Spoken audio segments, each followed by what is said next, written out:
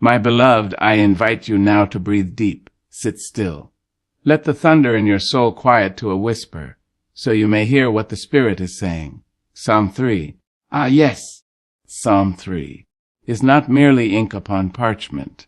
It is the shout of the wounded rising from the valley. It is the heartbeat of the betrayed who yet still believe.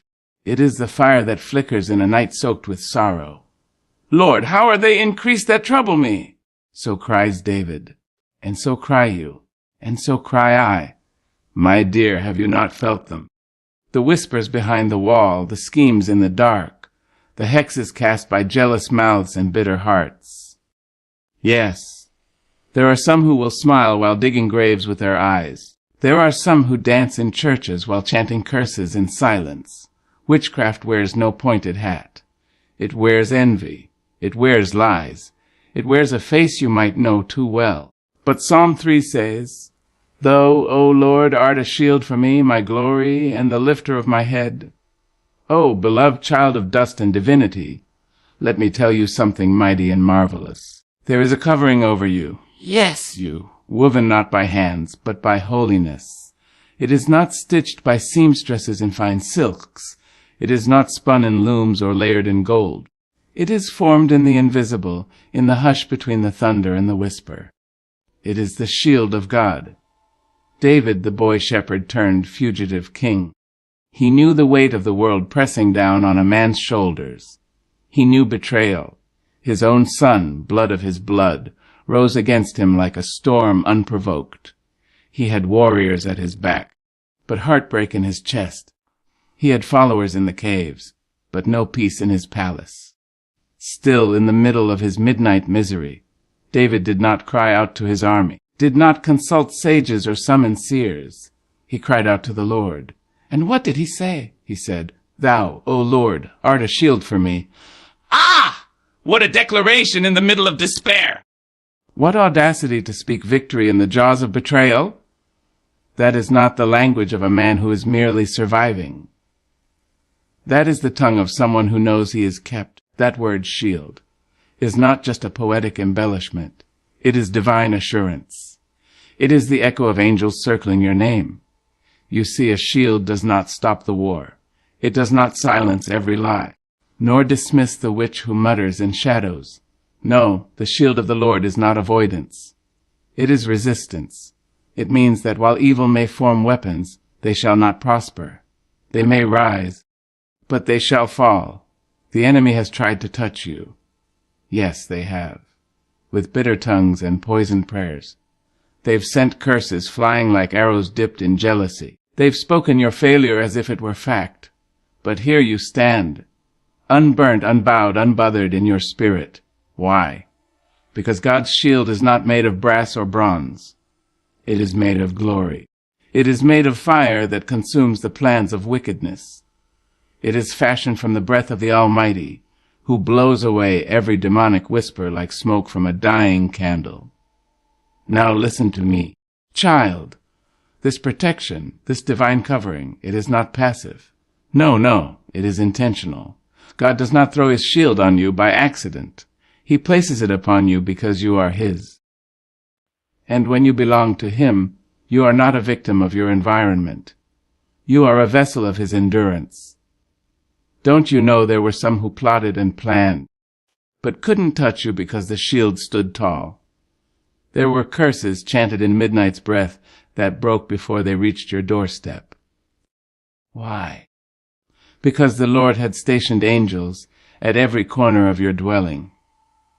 There was a hedge they couldn't climb. There was a bloodline they couldn't cross. There was a promise they couldn't pierce. Let me say it plainly, you are protected not because of your power, not because of your prayers, not because of your perfection. You are protected because of his presence. Because when God places his hand on you, the devil must back up and back down.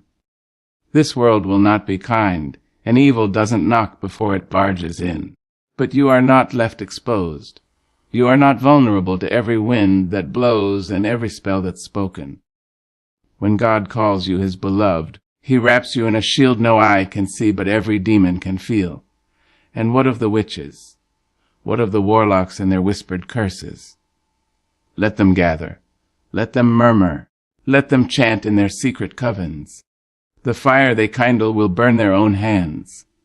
The pits they dig will swallow their own feet. Because no weapon formed against you shall prosper. Not one! Because your God is not distant. He is present. He is watching. He is warring. He is shielding. Even now, while you read these words, there are schemes being scattered. There are assignments being cancelled. There are forces backing away and trembling, because you are shielded by the I Am. The God who split the Red Sea has split every plan of darkness aimed at your peace. The God who silenced lions in Daniel's den has silenced every accuser sent to slander your name. You've made it through things others didn't survive. You've walked through shadows with your head still high. You've wept and still worshipped. You've broken but kept believing. That, my dear, is the evidence of the shield. You weren't lucky. You were covered. You weren't just resilient. You were preserved. So now, let your back be straight and your voice be strong. Let your spirit declare what your eyes may not yet see. Say with boldness, like David before you, Thou, O Lord, art a shield for me. Say it in the face of every lingering fear. Say it when sleep won't come. Say it when enemies seem louder than your faith. Say it until the heavens echo it back in thunder and mercy. Because there is no curse strong enough to unseat what God has sealed. There is no witch wise enough to outwit the one who made wisdom itself. There is no evil dark enough to hide from the light that shines from the face of your Father. You are shielded. You are guarded. You are held. And no devil in hell can breach the walls God has built around your destiny. Walk forward, beloved, not in fear, not in trembling, but in knowing you are protected by glory. And you are still standing because God himself stood for you. There comes a time, beloved, when the weight on your heart grows so heavy you think you might break beneath it. There comes a night when the shadows on your bedroom walls seem to whisper every fear you've tucked beneath your pillow. And in that moment, when your throat is tight and your eyes are dry though your soul is thirsty for relief, there is but one thing left to do: cry out. Cry out not to your neighbor, not to your kin, not to the ones who only see the surface of your wounds, but to the Lord, who knows the marrow of your bones and the beat of your trembling heart. You see, David was a man hunted. He was a man who had tasted the sweetness of palace walls, but found himself wandering in caves, hiding in the clefts of rock from the murderous wrath of his own son. His bed was the cold ground. His lullaby was the threat of betrayal. His nights were laced with the rustle of enemy steps creeping near. But when he lifted his voice, he did not cry to man. He did not curse the darkness. He did not complain to the stars. He called upon the name that had called him first. He said, I cried unto the Lord with my voice, and he heard me out of his holy hill. Ah! The power of a cry. Don't you know, child, there is something holy in the sound of your suffering lifted to heaven. Don't you know that your moan is a melody to the ears of the Almighty? You see, people may tell you to hush, to be quiet, to endure your pain in silence. They will say crying is weakness, that tears are the sign of defeat. But I tell you, there is power in a weeping warrior. There is power in a trembling saint. There is power in the voice that calls upon God, even when fear chokes the words in your throat, because you do not cry out into emptiness. You do not cry into the void. No, your cry is caught by the hands that spun the stars into place. Your cry is heard by the one who knit you together before your mother knew your name. Your cry rises like incense, like smoke curling toward the heavens, carrying your sorrows, your doubts, your questions, your quiet pleas for mercy, to the very throne of God. Oh, and don't you think for 1 second that the enemy doesn't tremble at the sound of your cry. Don't you believe the devil wants you strong and stoic, swallowing your agony with clenched teeth? No, child. He fears your cry, because he knows that when you call upon the Lord, you awaken armies of angels. You stir the heart of God himself. You pierce the veil between seen and unseen, and summon a power that no witchcraft, no curse, no scheme from the pit of hell can ever match. So cry. Cry until your voice grows raw and your spirit grows strong. Cry until the walls around your fear crack and crumble. Cry until your tears wash away the residue of every hex and every hateful word spoken against you. Cry because God is not intimidated by your mess.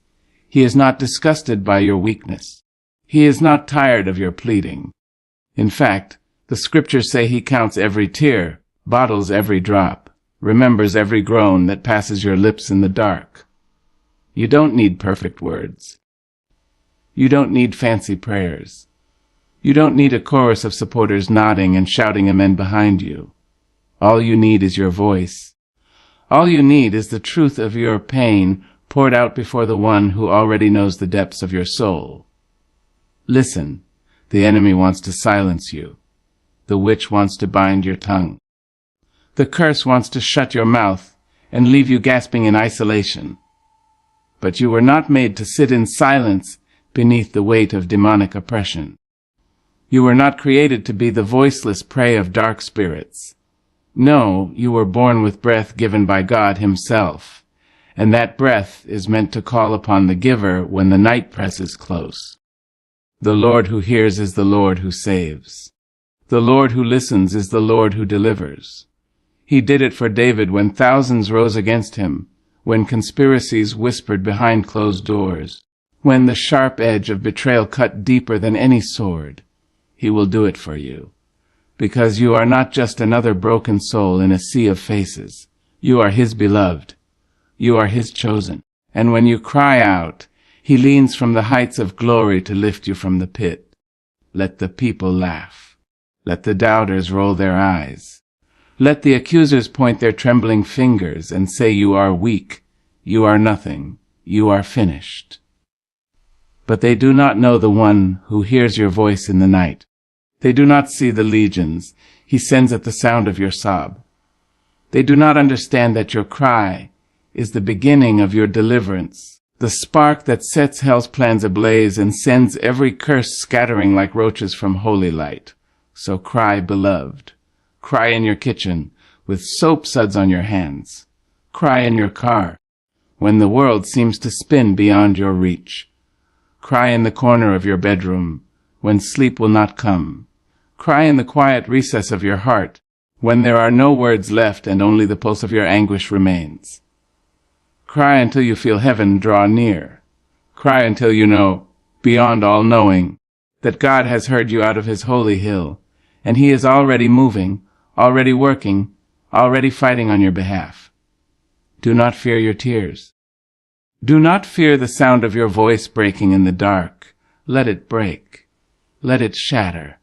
Let the raw wail of your spirit be the key that unlocks every door the enemy tried to seal shut, because the God who hears is the God who heals, and he will not leave you undone in the wilderness of your suffering. Child, let your cry rise like a banner over your brokenness. Let it be the sound that rattles the chains off your life. Let it be the trumpet that announces to hell itself you are not alone. God hears. God sees. God is coming. And when he comes, no witchcraft, no curse, no evil plot shall stand. This is the power of your cry. This is the promise of the one who sits upon the holy hill. Lift your voice and watch the night break into dawn. Call on him and watch every demon flee. For you are heard, and you are loved, and your cry is your victory song in the making. There is something holy in your rest. Something sacred in the way you dare to close your eyes and surrender your spirit to the God who neither slumbers nor sleeps.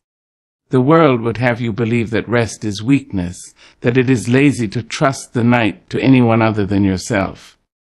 But I tell you, child, it is a divine act of courage to lay yourself down when enemies surround you, when curses hiss from hidden tongues, when witchcraft crackles like a distant thunderstorm over your house. Oh yes, the enemy stalks in the dark. He prowls on tiptoe, seeking a crack in your armor, seeking a chink in your faith, seeking some place to slip his slimy hands into the corners of your mind. He would have you sit up through the midnight hours, eyes wide, heart racing, mind cluttered with dread. He would have you believe that the only defense against his attacks is your own frail vigilance. But listen to David. Listen to that old king, hunted and hated, who laid his weary bones down on the cold ground and said, I laid me down and slept, I awaked, for the Lord sustained me. Can you feel the power in those words? That is not the voice of a man ignorant of danger. That is not the voice of someone blind to betrayal. That is the voice of a soul who knows the Lord holds him, that the same God who made the sun to blaze and the moon to glow has cupped his life in everlasting hands.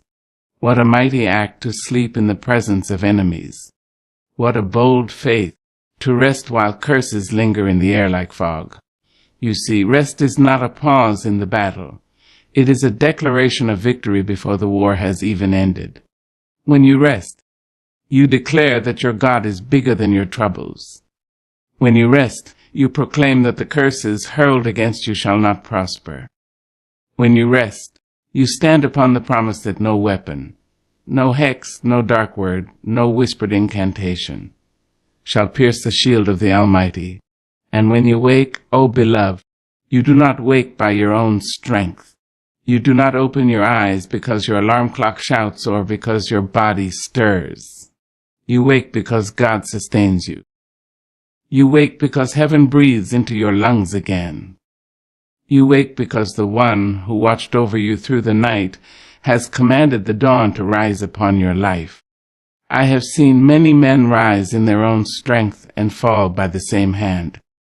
I have seen women pace the floor through the night, worrying over the curses spoken by jealous souls and the hexes woven by wicked hearts. But there is a peace that passes all understanding, a peace that folds itself around your weary shoulders like a blanket in the cold of night. That peace is the gift of God to the faithful who trust not in themselves, but in the one whose eyes roam to and fro across the earth, guarding the souls of his beloved. So do not fear the darkness.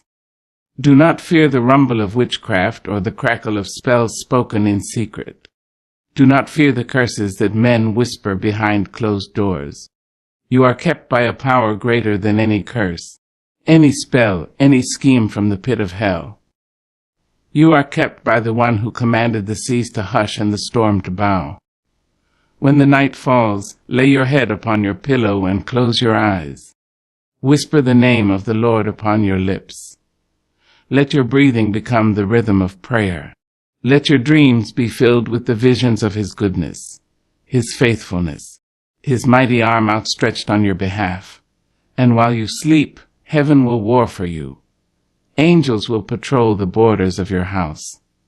The blood of Jesus will cover the thresholds and doorposts, turning back every evil thing that seeks to cross into your dwelling.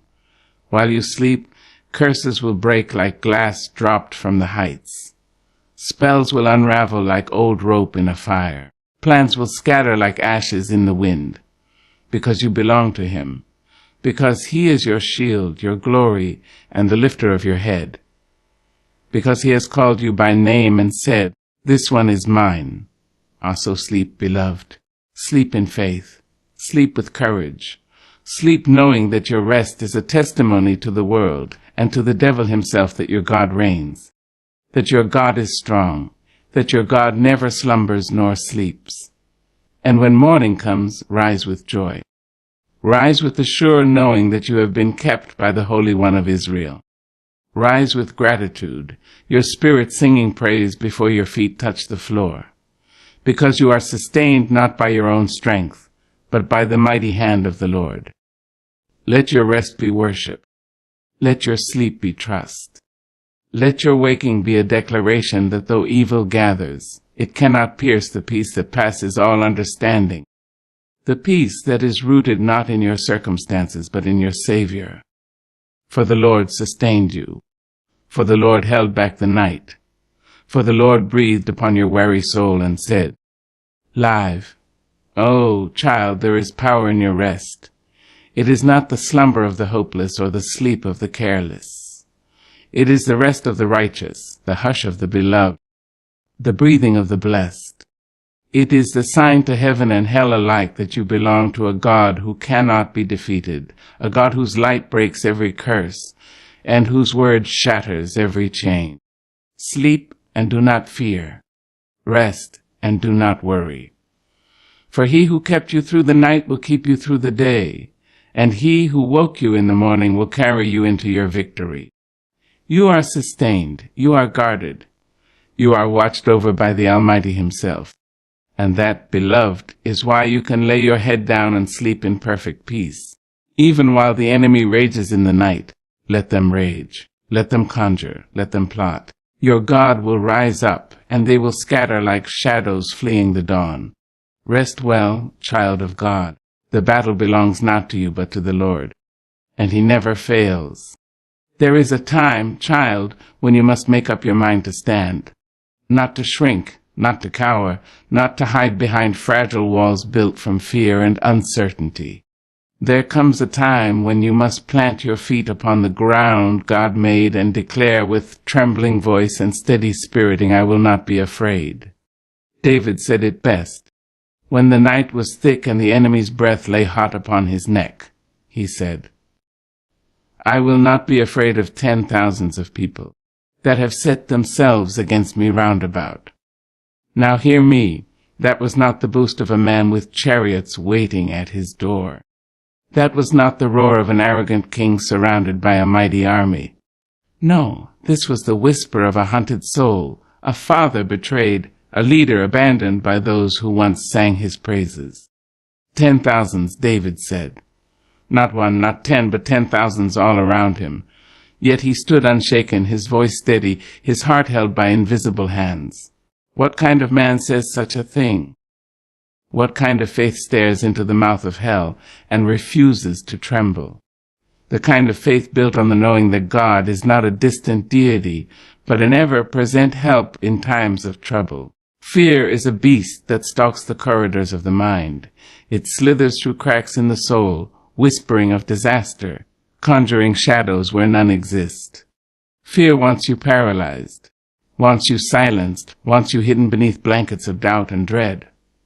But God, he is not intimidated by the size of your opposition. He does not count the number of enemies before deciding if he will deliver you.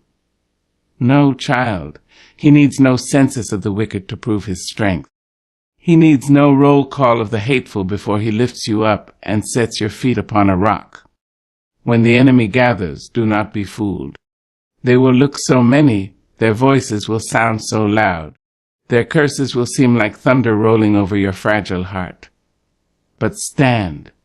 Stand and remember the God who split seas with the breath of his mouth. The God who crumbled walls with the shout of praise. The God who raised dead men from cold tombs.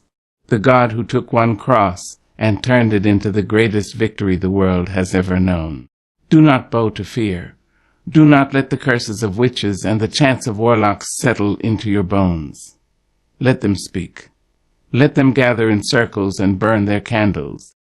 Let them twist words into spells and hope the night will swallow you whole. They do not know the God you serve. They do not see the fire that burns unseen around your life. They do not hear the rumble of angelic feet marching at the edges of your dwelling. David was surrounded, but he was not afraid. You too are surrounded by trouble, by hate, by the envy of those who cannot stand to see you blessed.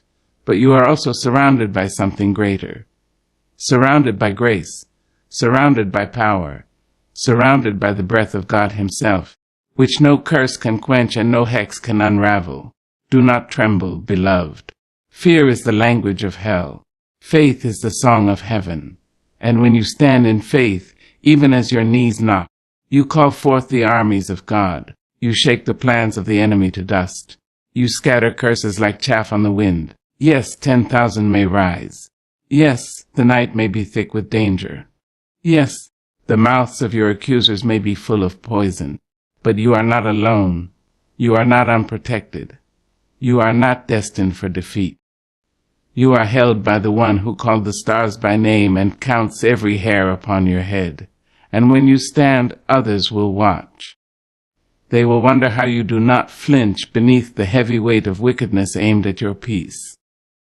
They will whisper among themselves, trying to understand how you keep smiling, how you keep loving, how you keep pressing forward when the world seems to rise like a tidal wave against your little life.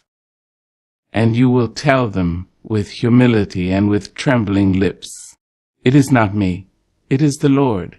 It is His strength that keeps me. It is His hand that lifts me. It is His Spirit that breathes courage into my shaking heart." That is the power of standing. That is the power of saying, "I will not be afraid." It is not arrogance, child. It is not foolishness. It is not blindness to the reality of evil. It is trust, pure and simple, in the one who has promised never to leave you nor forsake you. Fear is the chain the enemy rattles to keep you from moving forward. Fear is the smoke he sends to blind your eyes to the army that surrounds him, the host of heaven sent to guard you in all your ways. But when you speak faith, you break that chain. When you stand in holy defiance of fear, you scatter the smoke. You step into the light of the God who fights for you. So let them gather. Let them circle your camp. Let them chant and scheme and spit venom into the night air. Let them conspire and complain and prophesy your downfall. But do not fear. Do not bow. Do not bend beneath the weight of their darkness. For your God is light, and in Him is no darkness at all. Your God is strength. Your God is shield. Your God is the voice that called Lazarus from the grave, and He is the breath that called the sun from the womb of the night. So stand, child. Stand in the face of curses. Stand in the face of witchcraft. Stand in the face of those who hate you without cause. And say with the faith of the ancients, say with the trembling strength of saints who came before Yug, "I will not be afraid." And watch, beloved, watch as God takes your little stand and turns it into a fortress. Watch as He scatters the 10,000s that rose against you. Watch as He lifts your head above your enemies. Watch as He prepares a table before you in the presence of every tongue that cursed you. You are a child of the Most High. You are the one He loves. And you need not fear the 10,000s, the 10 million, the 10 billion who would rise against you. For God plus you is always the majority. Stand, beloved, stand, and do not be afraid. For the Lord your God goes with you, and no curse in hell can touch what He has blessed. There is a cry that rises from the dust, a cry that shakes the gates of heaven and rattles the foundations of hell itself. It is the cry of salvation, the declaration that though the night was long and the battle fierce, the victory belongs to the Lord. Psalm 3 ends not with a question, not with a quiver of doubt, but with the roar of a soul convinced of its deliverance. Salvation belongeth unto the Lord, thy blessing is upon thy people. Oh, my dear, there is something holy in knowing where your help comes from. Something unshakable in recognizing that your rescue does not lie in the strength of your arm, the cleverness of your tongue, or the size of your army. David did not look to his scattered followers, did not count his dwindling resources, did not put his hope in what he could gather with trembling hands. No, he lifted his eyes higher, past the horizon of trouble, past the mountain of enemies, past the thick smoke of curses and dark spells. He lifted his gaze to the one enthroned forever, the one whose word breaks every chain and whose breath shatters every curse. Salvation is not the work of man. It is not the song of the proud. It is the gift of God, woven into the fabric of your existence before your first cry filled the air. Before you were born, He was the God who saves. Before your enemies rose against you, He had already written deliverance into the story of your life. Child, there are curses spoken in secret rooms. There are witches who twist their tongues to bind your blessing. There are dark hands that write your downfall into the night. But hear me now, their words hold no power against the word of God. Their curses are as dust blown from the palm of the Almighty. Their spells crack and crumble like brittle clay beneath the rushing river of his mercy, because salvation belongs to the Lord, not to the priest, not to the prophet, not to the pastor, not to the king upon his throne or the warrior with sword in hand. It belongs to the one who formed you in the hidden place, who knit light and darkness together and called them both good. That is why you must not place your hope in the fragile arms of flesh. Man will fail you, even the best of them. Man will grow tired, even the strongest of them. Man will forget, will falter, will break beneath the pressure of battle. But God, he does not tire, he does not slumber, he does not faint beneath the weight of your sorrow. Nor does he turn his face away when the night grows cold and the witch whispers louder than your own prayers. Child, let me tell you something plain your enemies will gather. They will grow bold. They will boast. They will lift their voices like thunder and rattle their spears of lies and jealousy. But their voices shall fade. Their curses shall boomerang back upon their own heads. Because your salvation does not come from your own defense, but from the defender who never loses a war. There is no witchcraft strong enough to pluck you from his hand. There is no spell dark enough to blot out the light of his promise. There is no curse potent enough to drown the river of his blessing that flows upon your life. Salvation is not simply rescue. Child, it is restoration. It is the lifting of your bowed head. It is the cleansing of your soul from the poison of curses spoken in secret. It is the healing of your wounded spirit.